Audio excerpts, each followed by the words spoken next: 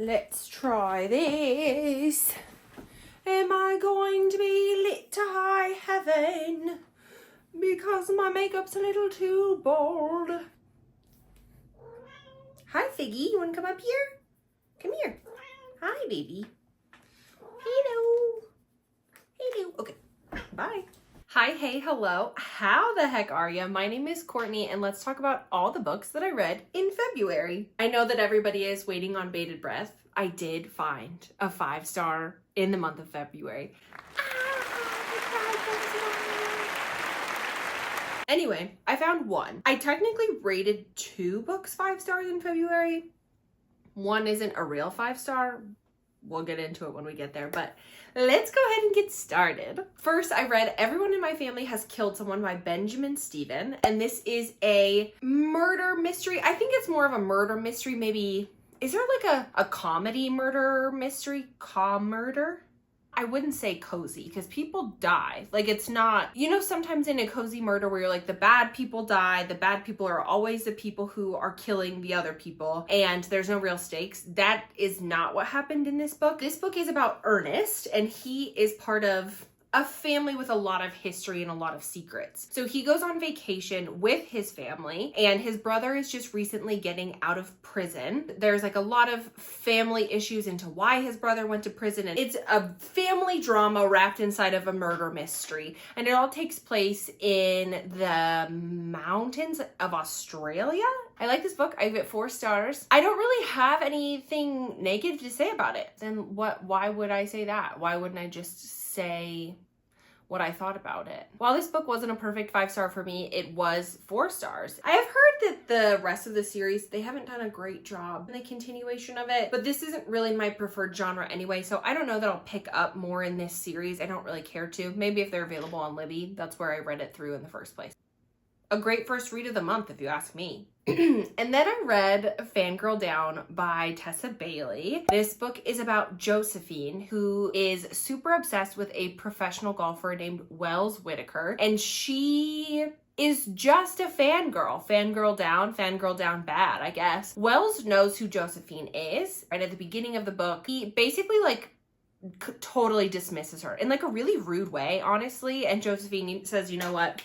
I'm actually done. I don't want to be your number one fan anymore. I have enough problems in my own life. She has a golf store that she runs on her own, her family's golf shop. So she's like, whatever, dude. You're not even nice to me. Why am I here being your number one fan? So she leaves. Of course, Wells has a crisis of conscience and is like, I have to chase after her. I have to make this up to her. So he does. And the two decide to actually work together to try and get Wells back to being more of a successful golfer. So he teams up with Josephine. She's going to fix all of his problems for him. I thought this book was totally fine. I thought that this book, unfortunately, felt more like a parasocial relationship. Josephine is very much a stan of Wells. Great. I'm glad that she gets that kind of wish fulfillment with him. But Wells needs therapy, not like a hot girl to solve all of his problems. Wouldn't that be so easy for all of us if we could just solve our problems that way? So I didn't really believe in the relationship. Wells is also kind of a jerk. I don't love when men are mean to women in books. Go figure. I don't like when women are mean to men either, but hot take there.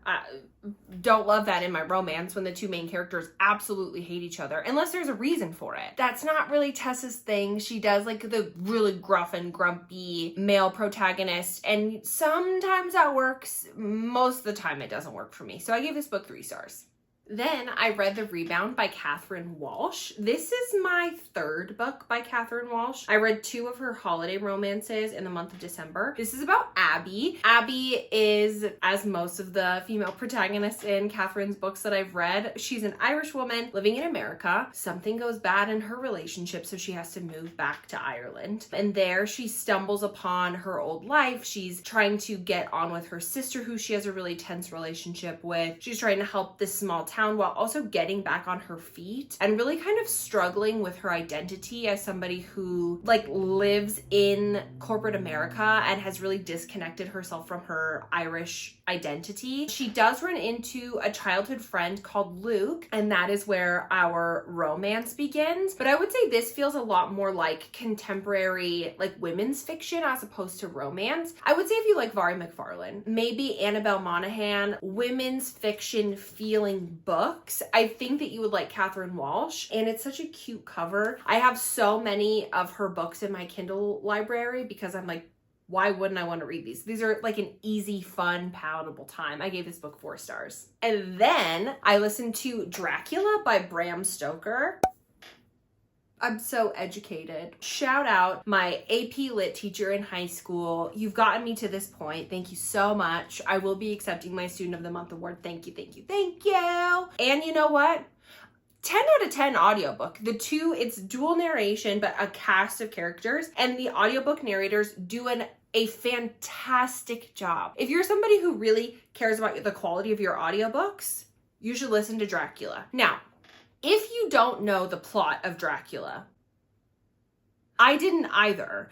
I assumed, obviously, Dracula, vampires, the origination of vampires as we know it today. I thought it was going to be about a book about vampires. It is, but it really isn't. It is much more of like a heist found family novel once we get about 30% in. This book follows a cast of characters as they interact with Dracula and his 3 brides and then try and defeat Dracula and his 3 brides. I thought this book was really good. There's like a man in a sanatorium who's like a little creep, and I loved any section that he was in. You also get these really strong and empowered female characters that I like, and this book was written in the late 1800s. Just the idea that somebody at some point had to create the concept of vampires is so crazy. Also, side note, in Twilight, Jacob and the werewolves call the vampires pale faces, which is very funny because in Dracula, the vampires call humans pale face.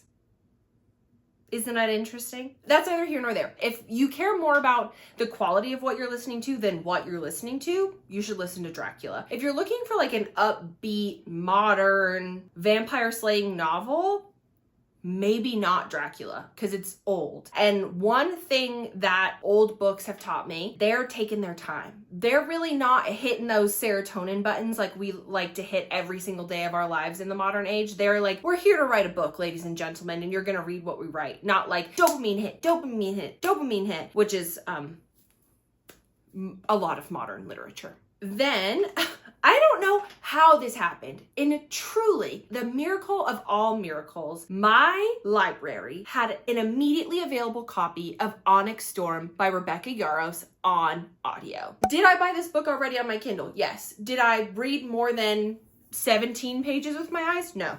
And why would I? Truly, why would I? Because to me, the second and third books in this series, not worth the old eyeball read. These are audio only. No offense to Fourth Wing. I really, really, really liked Fourth Wing. Iron Flame, huge disappointment. I cannot believe that I read that book as soon as it came out. It was not good. And I know that there are people who love it. And I love it for those people. I don't think the writing supports the plot of these books. I think that the plot, I think it's great. I'm not even a fantasy person. I don't think Rebecca Yarros' writing supports a complex fantasy world when she writes in the style that she does, which is very modern English. She writes like a millennial. And that, hey, game recognized game. I too am a millennial that says things like, I did a thing. I see you, Rebecca. I see myself in you. It's worth a listen. That way I can stay up to date with all of my hip friends who also love these books and read them. The problem is that as the world evolves and as the series evolves, I don't think Rebecca's skill level evolves with it, which is quite unfortunate. And the last 3 chapters of this book are not understandable. A lot of the book establishes a world that we weren't introduced to in the first 2. I was passively listening to it and going like, I don't understand that. I don't need to understand that. It's a hit for so many people. It wasn't a hit for me, and I gave it 3 stars. Then we start my little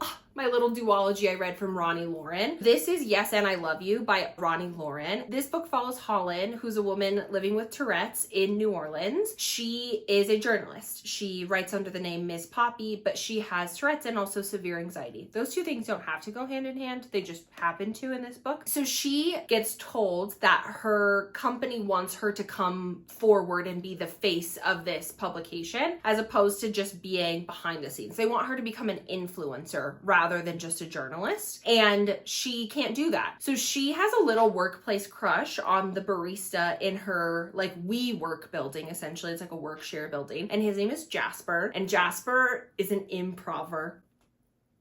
Imagine that in the year of our Lord and Savior 2025. He's a barista and an improver. Now, this book is very fun. I gave this book 4 stars. I think you should read it. Faultless. The creation of this book, flawless. I think it's so solid. I have nothing to critique with the writing of this book. I do in fact have critiques of the characters and the plot of this book. And that's mostly because I feel like I've aged out of this type of romance, but these two characters are in their mid-20s in the process of making it work in a gig economy with these like bright-eyed dreams. And this book feels very pre-pandemic to me in a way that is like, oh, you have not been told that your dreams might just not work out. And I don't think every book should be like that. And I'm not somebody who loves a lot of cynicism in my books, but it felt so, wow, the world is our oyster, that I was like, oh, you sweet summer children. That might say more about me than these characters. Great characters, great book, spicy in a great way. And I think that this would work for somebody who prefers more spice in their romance without it becoming the whole plot of the book. He's an improver. And this is coming from somebody who did improv. A little bit of the ick, Jasper, just a little bit. He won me back immediately after, okay? But I did catch it for just a second. I gave this book 4 stars.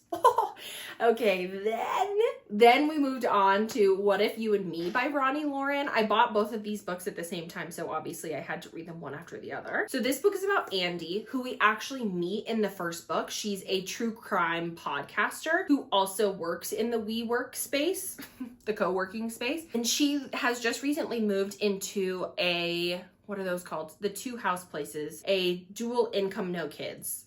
No, there's a name for a house that has a duplex. Wow. She just moved into a duplex, and one night she's watching a horror movie, as she does, and her neighbor thinks that she is being burgled. So he rushes over. His name is Hill Dawson. Hill Dawson, former fireman, amazing. Current broody man.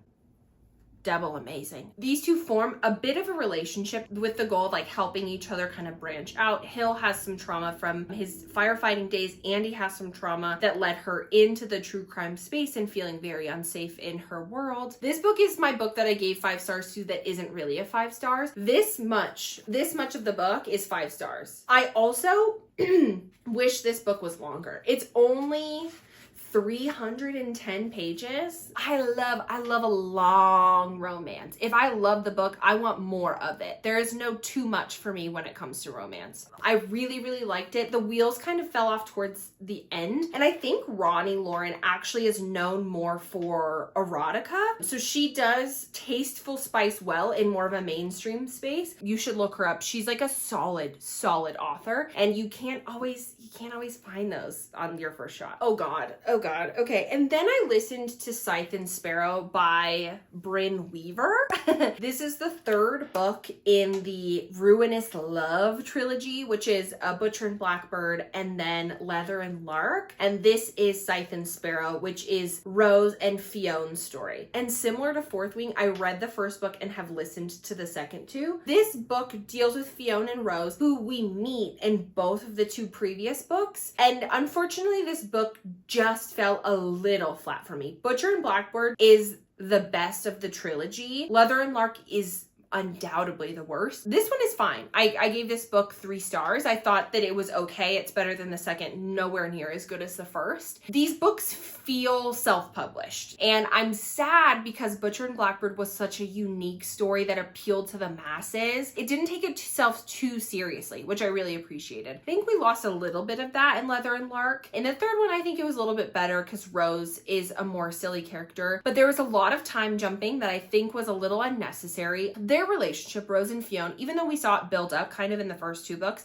it felt very 0 to 100. The connection, which was very purely based in emotion and them caring for each other, then became strictly physical, and it kind of annoyed me. So if you're interested in completing the set, I don't think you'll be as disappointed in this one as you were in the second one, but still not as good as Butcher and Blackbird. Oh, and last but certainly not least, My 1 5-star of February, my 1 5-star of 2025, Deep End by Miss Ali Hazelwood. We should have seen it coming that this would be my girl. I don't know that Ali Hazelwood could let me down. I feel like I'm evolving as a reader, as she's evolving as a writer, and I know that that's very, very parasocial of me, but I feel like we're best friends. I would read her grocery list, and the first book I read by her, I hated. I hated Love on the Brain. Don't read that book first if you're interested in reading Ali Hazelwood. This book, I think that this book put me in a book slump. I loved this book so much while I was reading it, I was going back and rereading it. This book, complicated. This book, long. It's like 460 pages. When I said I love a long romance, I love a long romance. There's like 72 side plots in here. There's a woman named Scarlett. Well, she's a girl, I would say more so. She's 21, 22. Her name's Scarlett. She goes by Vandy. Her whole team calls her Vandy. She is a diver at Stanford. She is a loner. She has some childhood trauma. She kind of sticks to her own. She starts to make friends with some of the girls on the diving team for the first time in her life. And then she is in the same orbit of a man called Lucas, who is a Swedish swimmer. And Lucas, he's that guy, okay? He is that guy. The thing that really connects these two, more so than their love of chlorinated water, is their sexual appetites. They have very compatible sexual preferences. They start getting together. And that's the book, along with 72 other things that happen in here that I thought were also awesome and added to the full picture of this story. Listen, I'm actually going to tell you right now, do not read this book if you don't think you'll like it. Do not read it if you don't like a lot of spice. Do not read it if you don't want to talk about or read about kink. Don't do it. I'm saving you, and I'm saving me from having told you to read this book, knowing that you won't like it. I love this book so much. I fear that no book will ever live up to this book's hype in 2025. It's very early. I have 1 5-star. It's this 5-star, and I love it so much. I cherish it deeply. And I know that a lot of people are going to hate it. And I understand that. Are you ready for that?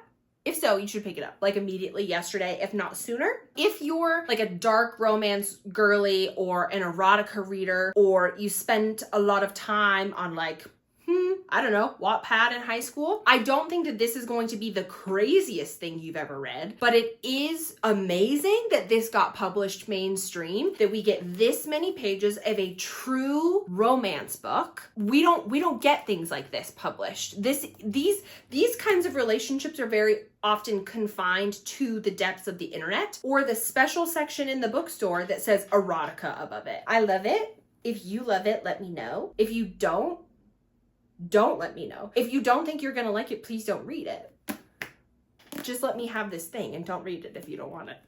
Okay, those are all the books that I read in February. I read 9 books. Tell me what books you read this month. Did you have any 5 stars? That's what I would like to know. Tell me about your 5 stars this month. Should I read them, or are you gonna caution me against them like I did? Sorry about that. Thank you so much for watching, and I'll see you next time. Bye!